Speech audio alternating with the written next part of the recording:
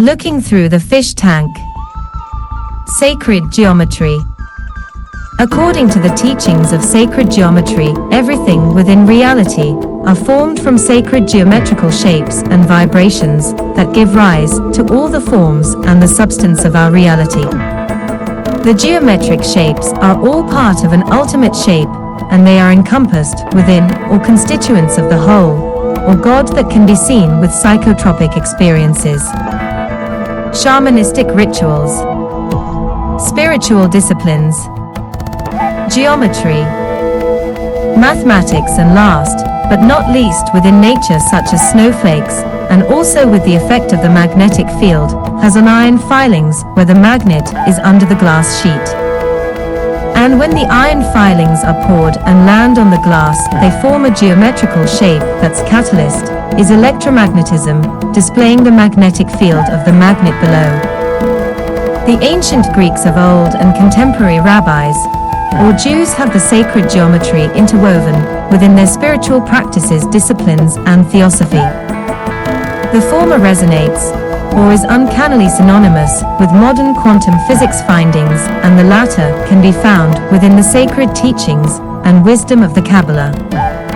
Ultimately, they can be seen visually, accompanied with a hum that is akin with cosmic background radiation, or the afterglow of the Big Bang within psychotropic experiences.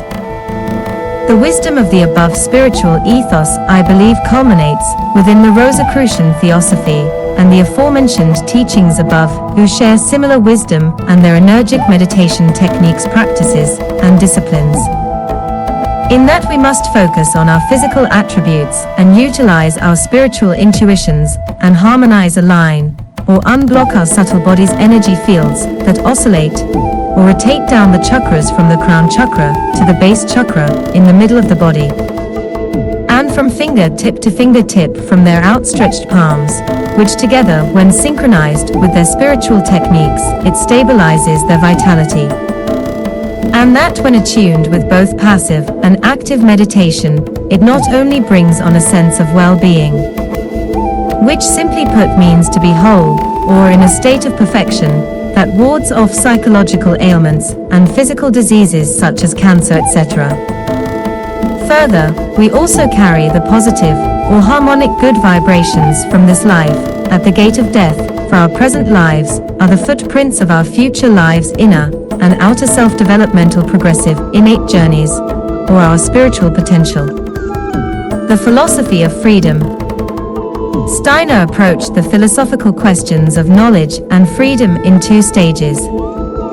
In his dissertation published in expanded form in 1892 as Truth and Knowledge, Steiner suggests that there is an inconsistency between Kant's philosophy, which posits that all knowledge is a representation of an essential verity inaccessible to human consciousness, and modern science, which assumes that all influences can be found in the sensory and mental world to which we have access. Steiner considered Kant's philosophy of an inaccessible beyond, Gensight's philosophy, a stumbling block in achieving a satisfying philosophical viewpoint. Steiner postulates that the world is essentially an indivisible unity, but that our consciousness divides it into the sense-perceptible appearance, on the one hand, and the formal nature accessible to our thinking, on the other. He sees in thinking itself an element that can be strengthened and deepened sufficiently to penetrate all that our senses do not reveal to us. Steiner thus considered what appears to human experience as a division between the spiritual and natural worlds to be a conditioned result of the structure of our consciousness, which separates perception and thinking. These two faculties give us not two worlds, but two complementary views of the same world. Neither has primacy, and the two together are necessary and sufficient to arrive at a complete understanding of the world. In thinking about perception, the path of natural science, and perceiving the process of thinking, the path of spiritual training, it is possible to discover a hidden inner unity between the two poles of our experience. Truth, for Steiner, is paradoxically both an objective discovery and yet the free creation of the human spirit, that never would exist at all if we did not generate it ourselves. The task of understanding is not to replicate in conceptual form something that already exists, but rather to create a wholly new realm, that together with the world given to our senses constitutes the fullness of reality. In the philosophy of freedom, Steiner further explores potentials within thinking. Freedom, he suggests, can only be approached gradually with the aid of the creative activity of thinking. Thinking can be a free deed. In addition, it can liberate our will from its subservience to our instincts and drives. Free deeds, he suggests, are those for which we are fully conscious of the motive for our action. Freedom is the spiritual activity of penetrating with consciousness our own nature, and that of the world, and the real activity of acting in full consciousness. This includes overcoming influences of both heredity and environment. To be free is to be capable of thinking one's own thoughts, not the thoughts merely of the body or of society, but thoughts generated by one's deepest, most original, most essential and spiritual self, one's individuality. Steiner affirms Darwin's and Haeckel's evolutionary perspectives, but extended this beyond its materialistic consequences. He sees human consciousness, indeed, all human culture, as a product of natural evolution that transcends itself. For Steiner, nature becomes self-conscious in the human being. Steiner's description of the nature of human consciousness thus closely parallels that of Solovyov. In his earliest works, Steiner already spoke of the natural and spiritual worlds as a unity.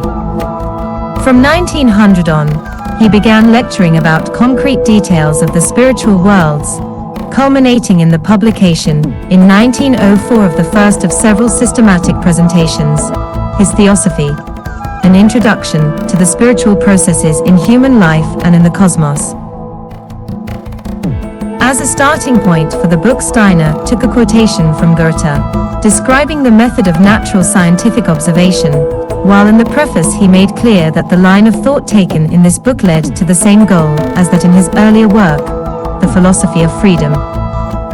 In the years 1903 to 1908, Steiner maintained the magazine Lucifinosis and published in it essays on topics such as initiation, reincarnation and karma, and knowledge of the supernatural world. Some of these were later collected and published as books, such as How to Know Higher Worlds and Cosmic Memory. The book An Outline of Esoteric Science was published in 1910. Important themes include the human being as body, soul and spirit, the path of spiritual development, spiritual influences on world evolution and history, and reincarnation and karma. Steiner emphasized that there is an objective natural and spiritual world that can be known, and that perceptions of the spiritual world and incorporeal beings are, under conditions of training comparable to that required for the natural sciences, including self-discipline, replicable by multiple observers. It is on this basis that spiritual science is possible, with radically different epistemological foundations than those of natural science. He believed that natural science was correct in its methods, but one-sided for exclusively focusing on sensory phenomena, while mysticism was vague in its methods, though seeking to explore the inner and spiritual life. Anthroposophy was meant to apply the systematic methods of the former to the content of the latter. For Steiner, the cosmos is permeated and continually transformed by the creative activity of non-physical processes and spiritual beings. For the human being to become conscious of the objective reality of these processes and beings, it is necessary to creatively enact and reenact within their creative activity. Thus, objective spiritual knowledge always entails creative inner activity. Steiner articulated 3 stages of any creative deed: moral intuition, the ability to discover or, preferably, develop valid ethical principles; moral imagination, the imaginative transformation of such principles into a concrete intention applicable to the particular situation, situational ethics, and moral technique, the realization of the intended transformation, depending on a mastery of practical skills. Steiner termed his work from this period onwards Anthroposophy. He emphasized that the spiritual path he articulated builds upon and supports individual freedom and independent judgment.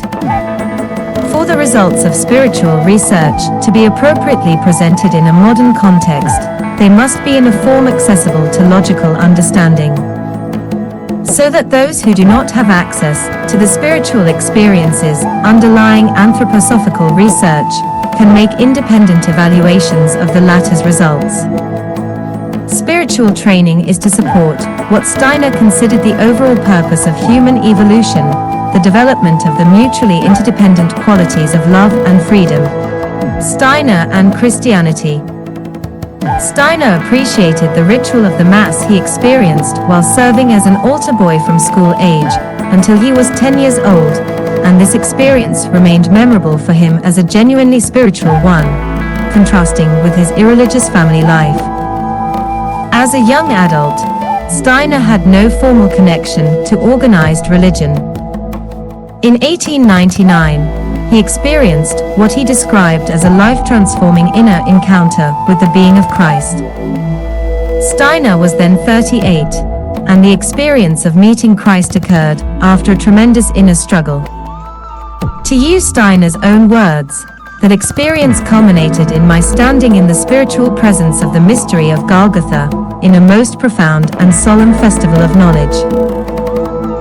His relationship to Christianity thereafter remained entirely founded upon personal experience, and thus both non-denominational and strikingly different from conventional religious forms. Christ and human evolution. Steiner describes Christ as the unique pivot and meaning of Earth's evolutionary processes and human history, redeeming the fall from paradise. He understood the Christ as a being that unifies and inspires all religions, not belonging to a particular religious faith. To be Christian is, for Steiner, a search for balance between polarizing extremes and the ability to manifest love in freedom.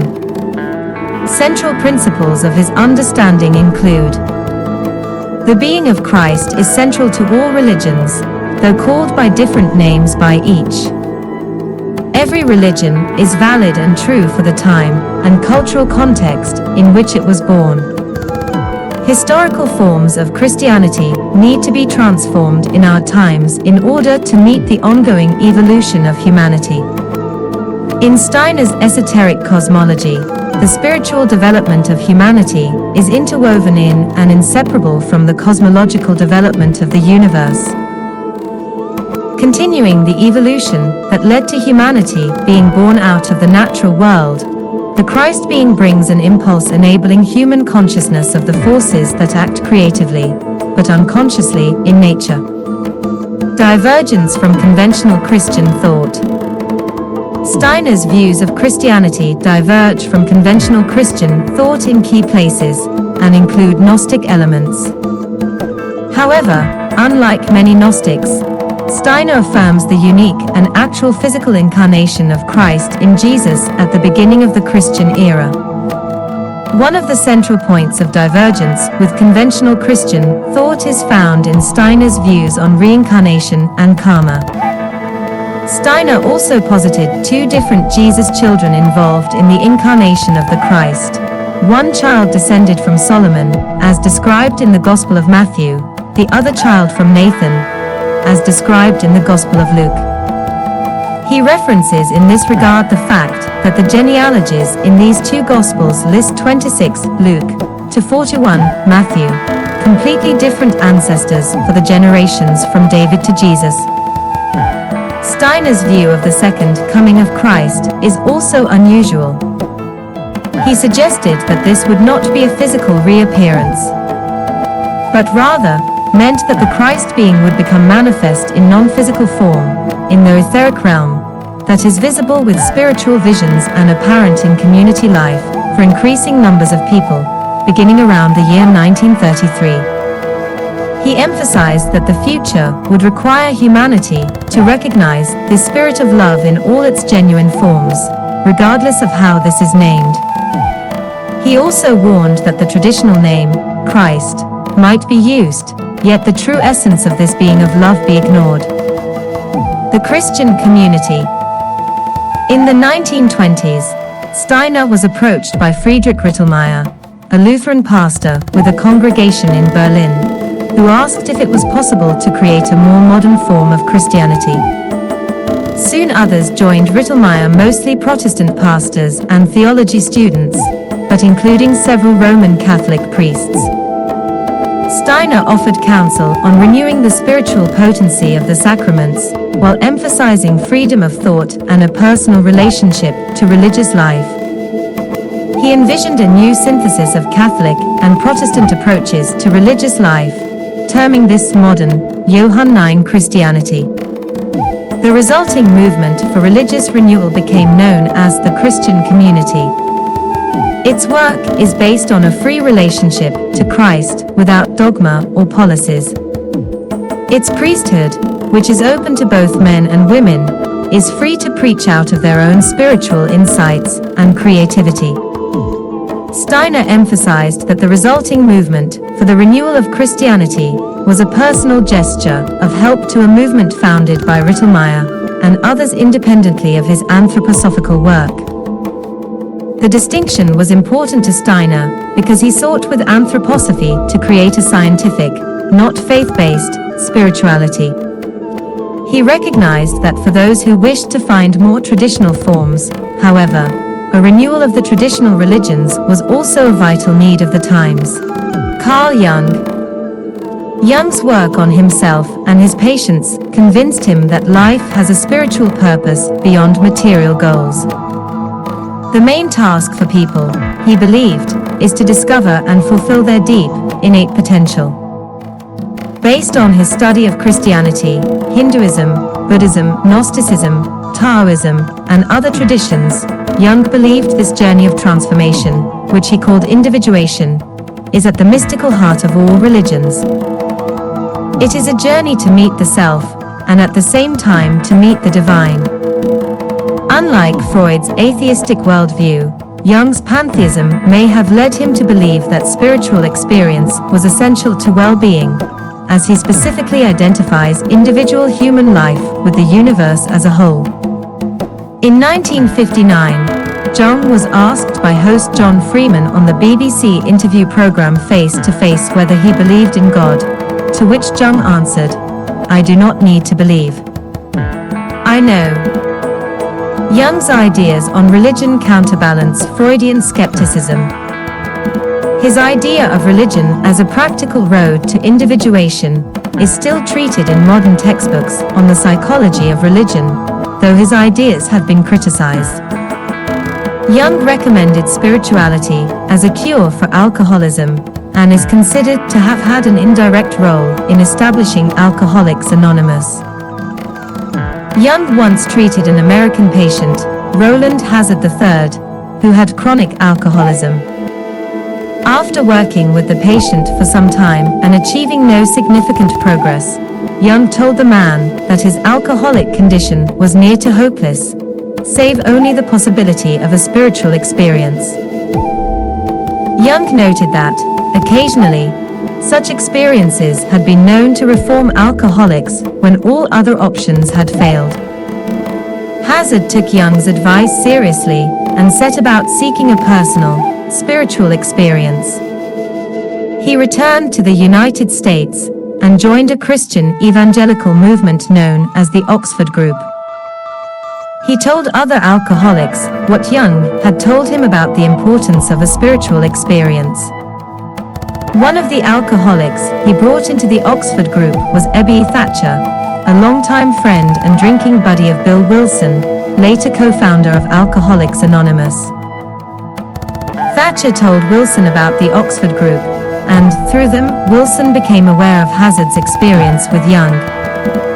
The influence of Jung thus indirectly found its way into the formation of Alcoholics Anonymous, the original 12-step program.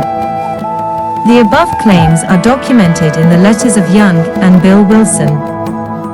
Though the detail is disputed by some historians, Jung discussed an Oxford group member, who may have been the same person, in talks given around 1940. The remarks were distributed privately in transcript form from shorthand taken by an attender.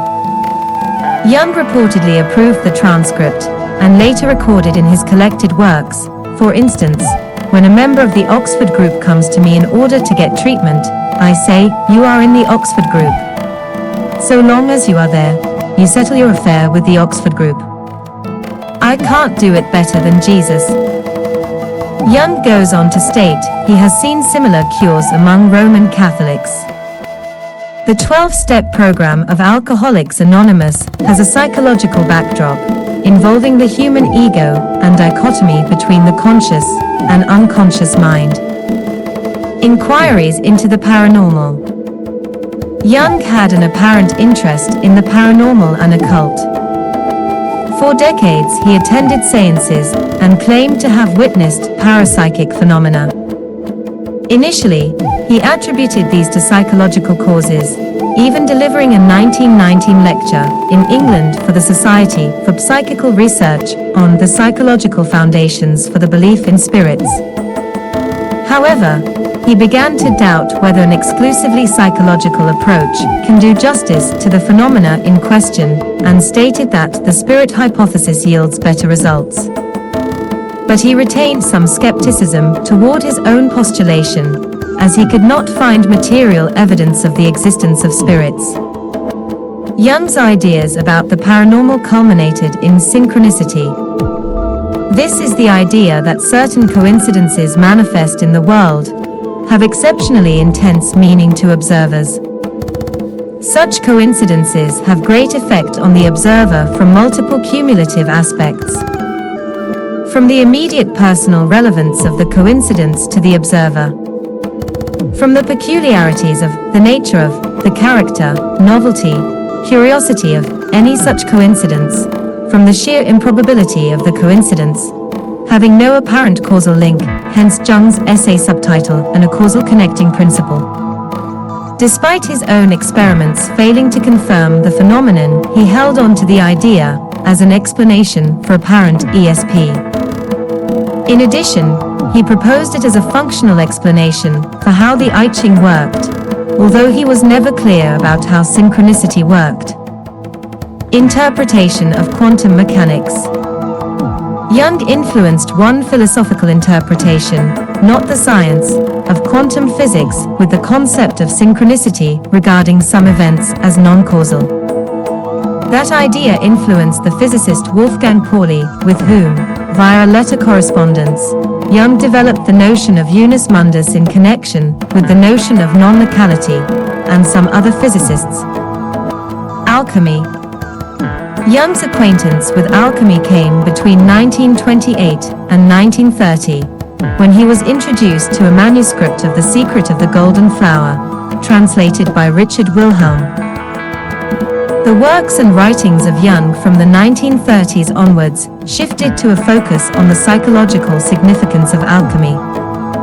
In 1944, Jung published Psychology and Alchemy, in which he analyzed the alchemical symbols and came to the conclusion that there is a direct relationship between them and the psychoanalytical process.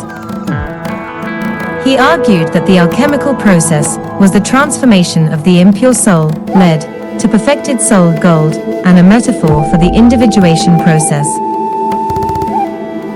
In 1963, Mysterium Coniunctionis first appeared in English as part of Mysterium Coniunctionis, and it was Jung's last major book and focused on the Mysterium Coniunctionis archetype, known as the sacred marriage between sun and moon.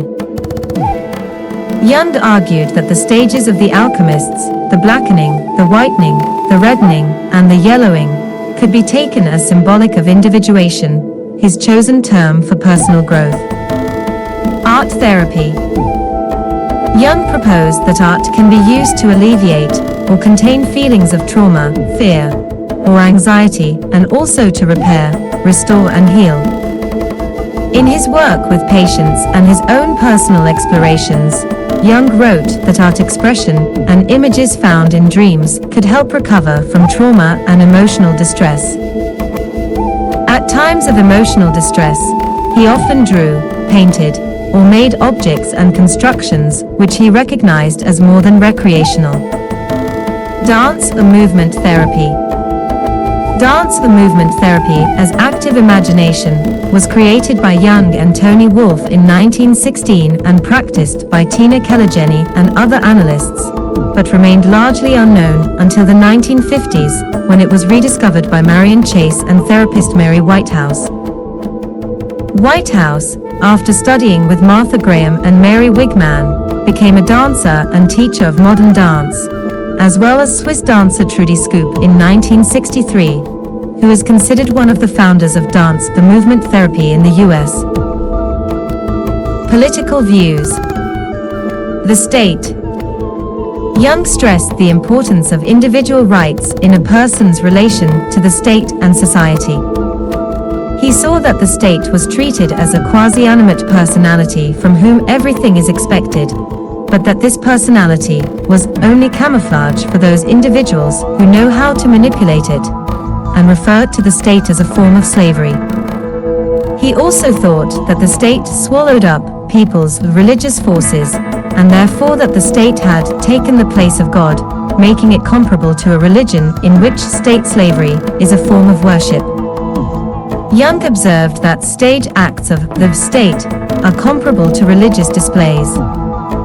Brass bands, flags, banners, parades and monster demonstrations are no different in principle from ecclesiastical processions, cannonades and fire to scare off demons. From Jung's perspective, this replacement of God with the state in a mass society leads to the dislocation of the religious drive and results in the same fanaticism of the church states of the Dark Ages, wherein the more the state is worshipped, the more freedom and morality are suppressed. This ultimately leaves the individual psychically undeveloped with extreme feelings of marginalization. Looking out through the fish tank at deep reality. To conclude my works and research on deep reality, I must stipulate that my findings have been both provocative and inspirational, to say the least. For example, let us take a look at simulation theory and evolutionary gameplay. The former in that we are the simulation of a numbers of probable simulations that arose from one-time beings, or entities that had the know-how and the way in which to create the original simulation, which in turn reached an intellectual or spiritual level where they create their own simulation ad infinitum. So it is a high probability that all of humanity's existence as us humans and all life in the universe are probably a simulation. And the latter being that evolutionary gameplay with its built-in survival mechanisms have eat, drink, clothes, shelter and procreation as their main objective, and they keep everyone happy. However, for those beings who do not fit into the Lord bondsman regime and find life boring as they spend their time on the earth counting blades of grass, basically working in dead-end or menial jobs, and that within their hearts they have a burning desire for clarity or a need to understand our reality, and they are known for their unique qualities and are called the individuals, as they don't fit in and see society as a sham. These so-called individuals mainly live a life of frustration and confusion until they fall into the constraints of incompleteness theory within the sciences, politics, or philosophy that fulfills their needs and also helps humanity to progress in these fields. However, can we really never really know deep reality? Or are we on the verge of discovering our origins not as a species, but what, who, where, which, when, how, and why do we exist? I mean, the simulation, evolutionary gameplay, and incompleteness theories may give us our soma and make us happy slaves as we live out our lives in accordance to norms of ours or any other given society. But do you really want the lies? The sciences, philosophies and the theologians can see that with their latest research, breakthroughs and aspirations that change is afoot within their paradigms, and that they must comply to their findings, or they will all face extinction. Basically, they can see that our reality is like being in a fish tank that is made obvious from their intuitions and their scientific experiments, in that they have discovered any ions, amplitude hadrons and dodecahedron permutations that seem to hold the key elements of the universe's locality and existence. And mediums and spiritual teachings share their experiences of the afterlife, or their insights, so we can all be happy fish and live a life of virtual pleasure listening to their endless inspirational tales of above and beyond that for them and us fundamentally holds the answers to life's uncommon wisdom. Now I can see what it is that the scientists can see when they smash the particles together. That being that space-time is like a fish tank and we are the fish. But are we just there in the tank for God's pleasure? And when we take off Don's headset, are we absorbed into infinite consciousness, or God and all our lives are just like the fish in a human or an actual aquarium, and we are nothing but an instrument for God's pleasure? I mean, are we, or our human and spiritual existence here to just place a smile on that omnipotent supernal entity's loving countenance? Or are we on a journey of self-discovery and exploration, and to carry it over within our essence or souls? A subtle copy of our experiences from our ever-changing space-time continuum to not only make God smile, but to add life, time and locality with its pleasure to its timeless, changeless, and formless existence. Just ask yourself one question on how can ghosts, spirits communicating via mediums, near-death experiences, and out-of-the-body experiences even exist if the soul is an illusion? I can see that our spirit is intuitive, or God-conscious, and ourselves are rational animals or humans, and when they harmonize they give rise to the soul, which are the syntheses, or the catalyst along with our many lives in the spirit and the flesh to ascertain the aforementioned assumption that it is through us and life's odyssey that God as life and form gets to not only imagine and create a supernal paradise, but through life and all its variety, splendor and wonder, it not only has found a way to not only create itself, but it gets to self-actualize eternity into eternal matter as it enters the gates of heaven.